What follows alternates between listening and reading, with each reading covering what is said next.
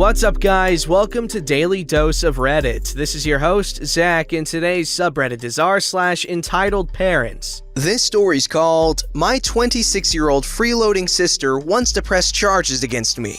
This is more of an entitled sister story or something along those lines. I just needed a place to share this. It happened a couple of hours ago and I didn't know where to put it. Backstory. My 25 or 26-year-old sister stopped paying rent at her apartment and started to freeload at our place and caused many problems when she started to live with us, such as eating all the food in the house and never buying anything back even though she works. Now she has a 1-year-old son who I love dearly. My sister, who lost $100, was looking around for a bit but couldn't find it. When my mom came home, she asked about the situation. My sister said that someone stole her money and if she wasn't given compensation, she would start to steal money from everyone in the house. My mom said she'll look for the money but couldn't find it. So, come today, my sister came near my bedroom to use a sink that's close to my bedroom. This is how the conversation went. Here's the cast. My sister, or crappy sister, was on the phone, but I couldn't hear them. "I want my money or else I have to beat all the frickers in this house. I need compensation from these stink and nasty people around me." I walk out of my room. "Can you shut up? You're getting on my nerves." "I ain't afraid of you. I will beat you up, so just come on."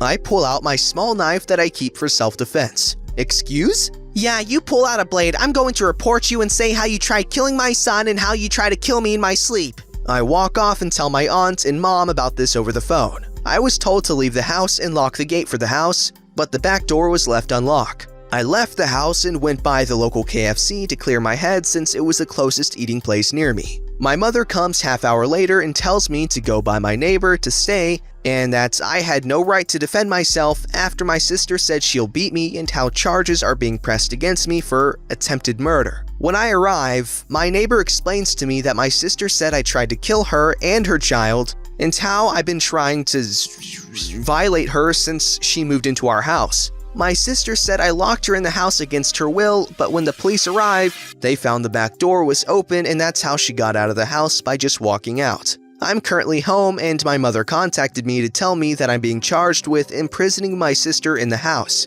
and for attempted murder and possibly violation. I was also told by my mother I had no right to try and defend myself when my sister said she would attack me. When I tried to explain that my sister was lying and these are false accusations, I was just told, "This is your fault and you most likely are going to jail." Sorry if this story makes no sense, my head is in a mess. Also, I don't know if this is important, but I only just turned 18 on the 11th of November. I'm currently pretty scared because even though my sister has a police record of her doing similar things, and even a record of her beating our mother, my mother refuses to listen to my side of the story and all of this is being blamed on me. Sorry again if this is too long and if it doesn't make any sense. Let me tell you something, Sonny. I was your age once. If your sister is stupid enough to get locked in a house, then you have nothing to worry about. But dear God, her child definitely does.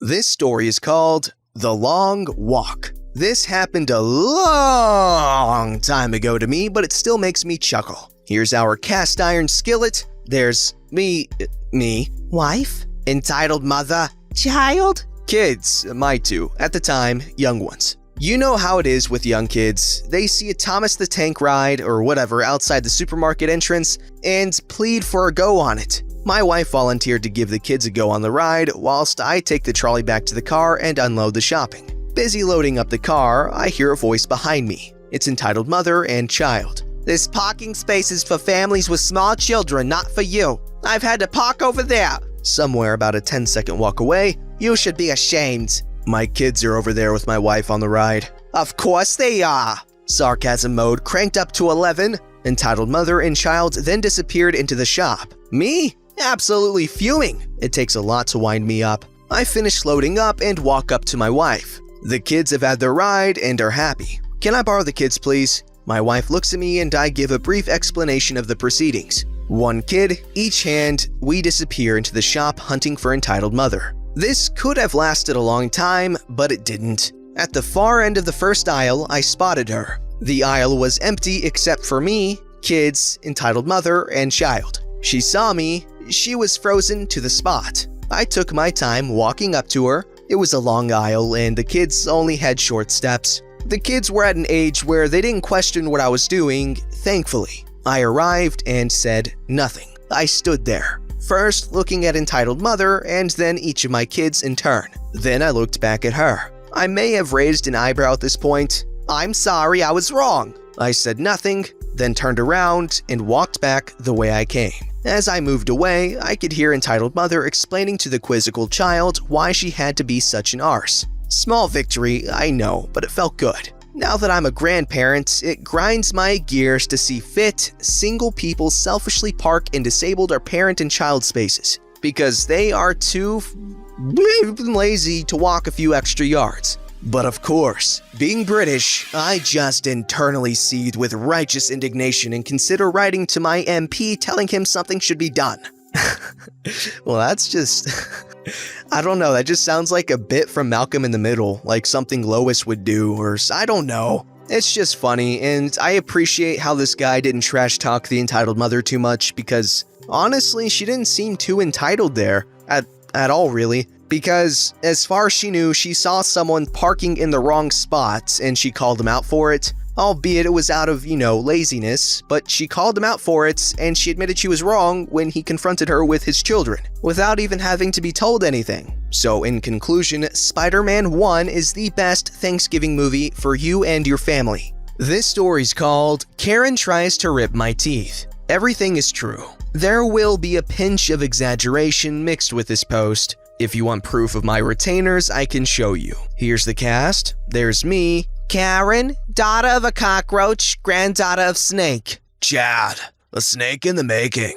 Context. I am currently wearing retainers for both my upper and lower teeth. During food ingestion, I have to remove it to make my life easier. Me and my family had gone to the USA to visit my uncle in the June holidays. It was a dark and gloomy evening.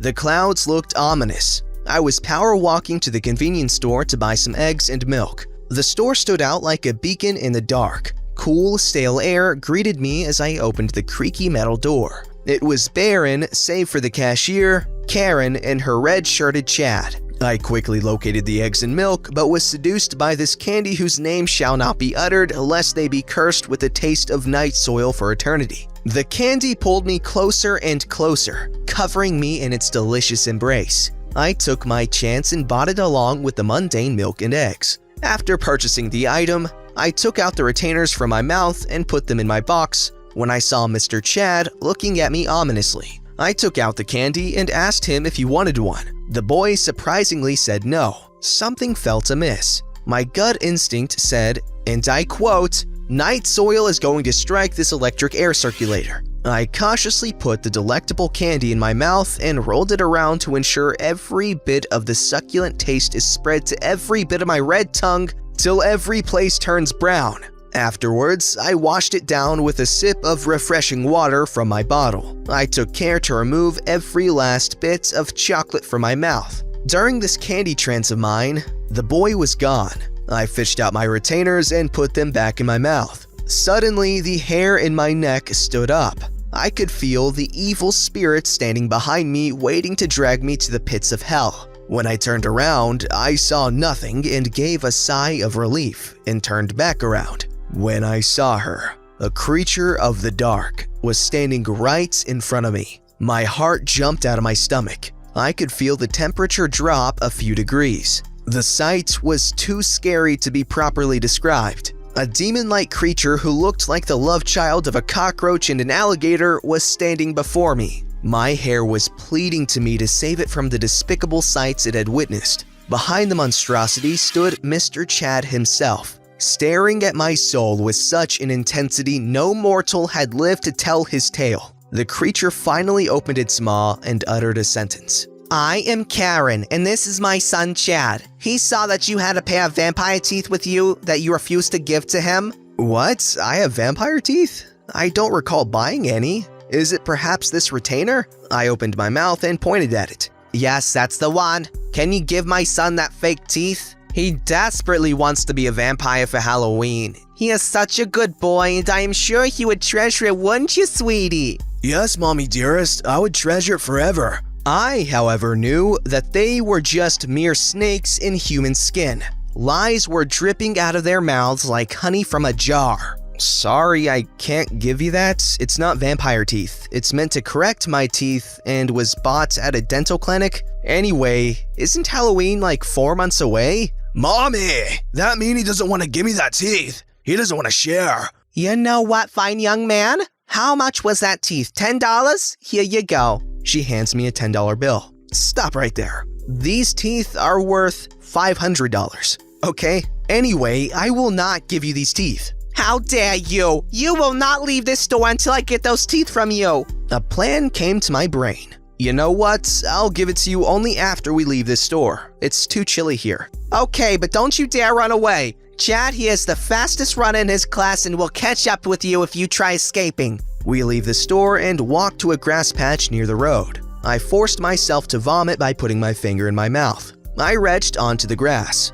Luckily, the vomit didn't hit anyone. I then took the retainer out of my mouth. It was dripping with the contents of my stomach and the recently eaten candy. Ew, Mommy, I don't want that. It's disgusting. It smells. What the hell are you, sick in the head or what? Take that bloody disgusting thing away from me, you freak. But these are the teeth you wanted. See how beautifully it sparkles and how wonderful the smell oozing from it is? I was disgusted, but I had to stay strong. By repeating, night soil will be more torturous than this. No, I don't want that. Don't you dare come near me anymore. You can keep your teeth, you sick creep. Come, Chad, let's go home and get away from creeps like that piece of dookie. Karen and Chad left the scene. The police were not called. I washed the retainer with water before putting it in the box. No one came after me either. I walked back to my uncle's house quickly, and he gives us the definition of night soil, which is human excrement collected at night from buckets, cesspools, and privies. This story's called Entitled Mom Doesn't Take No for an Answer. No, ma'am, your kid can't use my tablet. Wow, I did not think I'd ever be posting here, but here we are. Characters: Entitled Mother, Entitled Kid, the beautiful little angel, and me, yours truly. So the deadline for my art project is approaching and I'm spending more and more time at a cafe drawing on my tablet. People leave me be for the most part. Some curious and ask questions, but none bother me too much until today. In comes Entitled Mother with her little gremlin. The entitled kid immediately starts screaming and running around. Well, she's just a kid, so I can understand that. Entitled Mother, of course, does nothing to calm her daughter. The kid eventually spots me drawing and runs up to watch. She stands there for a solid 2 minutes while the mom is ordering. Her staring does make me uncomfortable, but hey, she's just a kid. So I smile at her and keep drawing. Entitled Mother comes up to us and starts talking to Entitled Kid in this baby talk like, "Look, what is this lady doing? Is she drawing?" I'm still cool with it. Just a normal parent-kid conversation. It's then that Entitled Kid reaches for my tablet to touch it. I don't say anything, but look up at the mother like, "Get your kid away from my stuff, please." Entitled Mother keeps talking to the kid. "Oh, honey, you want to draw on the gadget? That's okay." And asks me if her daughter could draw on my tablet. Normally, I don't mind people messing around on it, but right now, I really don't have time, so I apologized and say, politely, that I have to work. The mother proceeds to argue about why I should let her kid draw and how it will only take a few minutes, while Entitled Kid just stands there glaring at us. I'm not good at saying no, but I decided to stand my ground on that one. Finally, giving up, Entitled Mother turns to the kid and says, "Let's go, this lady's greedy, we don't want to play with greedy people." The two leave and I just keep drawing, ignoring the stares of other customers. Okay, good on you for standing your ground, but honestly, I'm kind of really disappointed that I didn't get to use the little kid voice in the dialogue because I just made the little kid character voice and I haven't been able to use it very much because it's only in the cast list and they don't put the kid character in the story for some reason. So I'm stuck feeling like an idiot because I made this voice and I'm like, hey, that's pretty good. It's a pretty good little kid voice, you know? But then they don't include him in the story and it's just upsetting. I'm sorry. This story's called Entitled Mother Criticizes and Puts Me Down for the Implications of a Meme Image She Looked At on My Desktop. Disclaimer: I love my mom ever so dearly, but she sometimes gets petty over very small things and causes much unnecessary fuss. This is one of these examples. So, my mom was using my computer to check the television guide for the night. Her computer is broken at the moment, and she insists that neither of us have or use mobile phones. She finishes with the TV guide and starts going through images on my desktop. Only harmless stuff I haven't sorted yet. I am in another room.